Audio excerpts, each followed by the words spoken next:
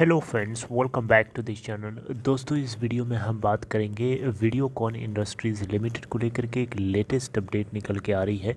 लेकिन उससे पहले आपसे रिक्वेस्ट करना चाहूँगा कि अगर आप चैनल को पहली बार देख रहे हैं, सब्सक्राइब करके बेल आइकन को हिट कर लीजिए ताकि आपको आने वाले समय में किसी भी कंटेंट की नोटिफिकेशन मिस ना हो।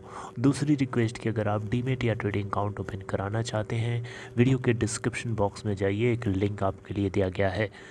दोस्तों, NCLAT ने अभी आपको मैंने बताया था कि जो है इस कंपनी के वीडियोकॉन इंडस्ट्रीज़ लिमिटेड के जो डिसेंटिंग फाइनेंशियल क्रेडिटर्स हैं उनकी सुनते हुए जो NCLT ने अप्रूवल दिया था ट्विन स्टार को इस कंपनी को एक्वायर करने के लिए, इसकी 12 और कंपनीज़ को, ग्रुप कंपनीज़ को एक्वायर करने के लिए उसको रिजेक्ट कर दिया है, राइट। और अब क्या होने जा रहा है वो मैं आपको बताने जा रहा हूँ। देखिए, फरवरी 2 2022 ये वो डेट है जिस डेट तक एक्सप्रेशन ऑफ इंटरेस्ट जो है फ्रेश यानी ताज़ा एक्सप्रेशन ऑफ इंटरेस्ट को सबमिट करने के लिए वीडियोकॉन इंडस्ट्रीज़ लेंडर्स ने डिसाइड किया है और इनविटेशन भेज दिया है। यानी वीडियोकॉन लेंडर्स ने वीडियोकॉन इंडस्ट्रीज़ लिमिटेड के जो लेंडर्स हैं जिन्होंने इस कंपनी के या ग्रुप कंपनीज़ को उधार दिया है, उन सारे बैंक्स का जो कमेटी ऑफ क्रेडिटर्स जो कमेटी ऑफ क्रेडिटर्स यानी जो एक ग्रुप बनाया गया है, इस ग्रुप ने फ्रेश एक्सप्रेशन ऑफ इंटरेस्ट के लिए इनविटेशन जारी कर दिया है।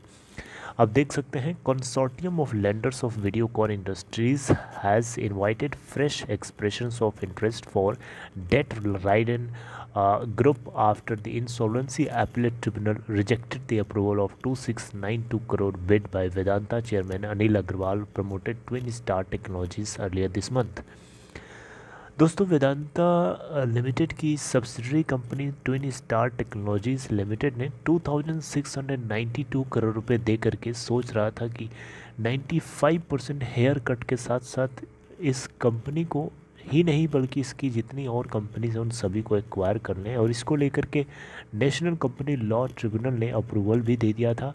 लेकिन national company law appellate tribunal ने नेशनल कंपनी लॉ ट्रिब्यूनल के पास किए हुए ऑर्डर को साइड करते हुए फैसला लिया कि ये जो बिड है या जो 2692 करोड़ रुपए दे करके ख़रीदने की बात करी जा रही है, ये इसके लिक्विडेशन वैल्यू के काफ़ी क्लोज है। इसीलिए इसके अलावा साथ साथ में जो और डिसेंटिंग क्रेडिटर्स हैं, फाइनेंशियल डिसेंटिंग क्रेडिटर्स हैं, उन सभी ने नाराज़गी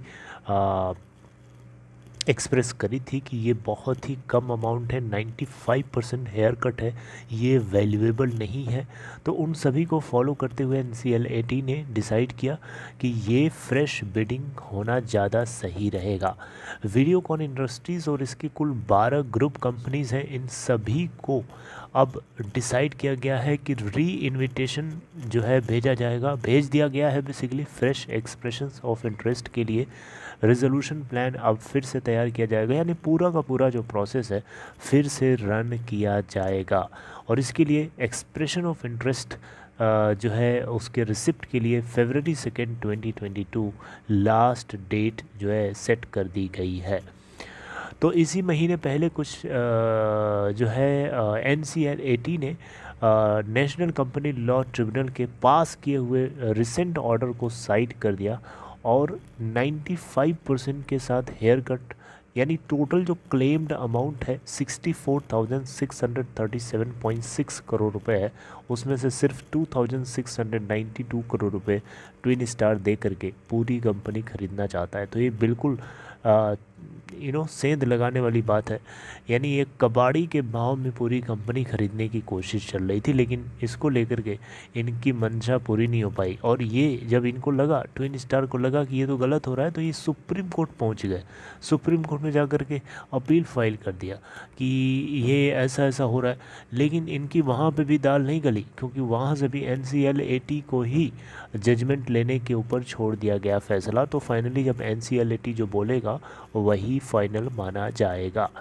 NCLAT ने एक चीज़ और नोटिस किया कि ट्विन स्टार ने यहाँ पे कंपटीशन कमीशन ऑफ इंडिया से अप्रूवल पाना ज़रूरी नहीं समझा, ये बिल्कुल गलत है, ऐसा नहीं होना चाहिए। ये एक मैंडेटरी अप्रूवल है, कंपटीशन कमीशन ऑफ इंडिया से अप्रूवल पाना उतना ही ज़रूरी है जितना कि शेयर होल्डर्स है। तो पहले CCI अप्रूवल देगा, उसके बाद शेयर होल्डर्स, तब आगे कुछ बात बनेगी।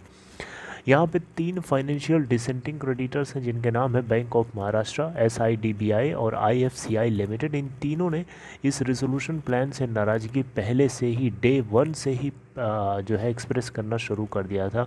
लेकिन बहुत से लेंडर्स हैं जिसमें SBI लीड रोल में है, यूनियन बैंक ऑफ इंडिया, इन सभी ने जो इनको मिल रहा था उसी से काम निकालने की कोशिश कर रहे थे। लेकिन फाइनली इनको भी लगने लगा कि ये बिल्कुल बहुत ही गलत है, बहुत कम है। तो अब देखते हैं दोस्तों कि आगे क्या होता है। अब फाइनल जो है अब फिर से बिडिंग स्टार्ट होगी, जो बढ़िया ज़्यादा अमाउंट देगा उसी की बिड को एक्सेप्ट किया जाएगा। राइट, जैसा कि आपको पता है टोटल 12 ग्रुप कंपनीज़ को बैंक्रप्सी प्रोसेस के लिए पुश कर दिया गया था 2017 में RBI के द्वारा। ये एक ऑक्शन करने के लिए जो है एक लिस्ट निकाली थी और उन लिस्ट में इन सारी कंपनीज़ को भी शामिल किया गया था। तो दोस्तों यहाँ पे नाम मैं नहीं लेना चाहूँगा इन कंपनीज़ का, आपको पता ही होगा। और चलिए खैर, अपना ख्याल रखिए दोस्तों। बस ये छोटी सी अपडेट थी, आगे देखते हैं जो कुछ जैसे जैसे अपडेट होगी, जैसे जैसे डेवलपमेंट होगा वैसे वैसे हम इसके ऊपर बातचीत करते रहेंगे। और देखिए इस बीच में एक चीज़ और भी निकल के आई थी, national company law appellate tribunal के अंदर इस कंपनी के यानी वीडियोकॉन ग्रुप के जो प्रमोटर जो साइड है, यानी जो असली प्रमोटर है, अभी की बात नहीं कर रहा हूँ, वो जो है कोशिश कर रहा था कि मतलब वो कोशिश कर रहे थे NCLAT से इस बात को बताते हुए, वो भी इसको फेवर कर रहे थे कि ट्विन स्टार जो है सही नहीं है। और वो अपना पेश कर रहे थे कि उनकी जो डिमांड है उसको सुना जाए। यानी वो चाह रहे थे कि उनकी बिड को, या वो जो देना चाह रहे हैं वो 30,000, 50% से भी ज़्यादा अमाउंट वो पे करने के लिए तैयार है। लेकिन अब NCLAT देखते हैं कि क्या इस बिडिंग प्रोसेस में उनको कहीं जगह मिलती है कि नहीं मिलती है।